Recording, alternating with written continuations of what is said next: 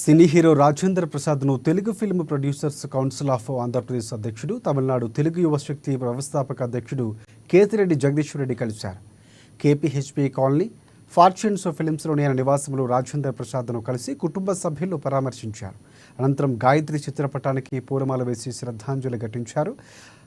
రాజేంద్ర ప్రసాద్తో తమకు ఎనలేని బంధం ఉందని ఆయన తెలిపారు. నవోదయం అనే సినిమా నుండి తమకు పరిచయం ఏర్పడిందని, వారి కుటుంబ సభ్యులతో కూడా మంచి అనుబంధం ఉందని తెలిపారు. చిన్న వయసులోనే గాయత్రికి ఇలా జరగడం ఎంతో బాధను కలిగించిందన్నారు. ఆ భగవంతుడు వారి కుటుంబ సభ్యులకు మనోధైర్యాన్ని ప్రసాదించాలని కోరుకున్నట్లు జగదీశ్వర్ రెడ్డి వెల్లడించారు.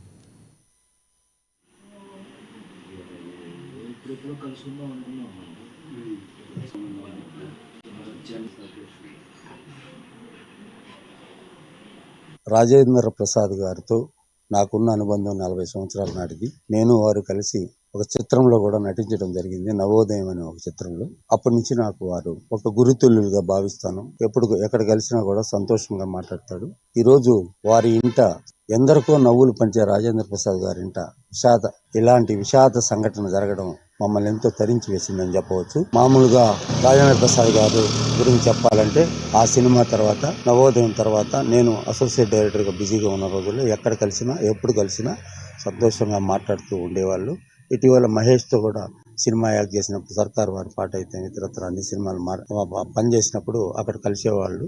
కాబట్టి నేనేం చెప్తానంటే, వారి ఇంట ఇటువంటి దుస్సంఘటన అంటే 38 సంవత్సరాల వయసులో వారి కుమార్తె గాయత్రి మరణం మమ్మల్ని ఎంతో తరించేసిందని చెప్పవచ్చు.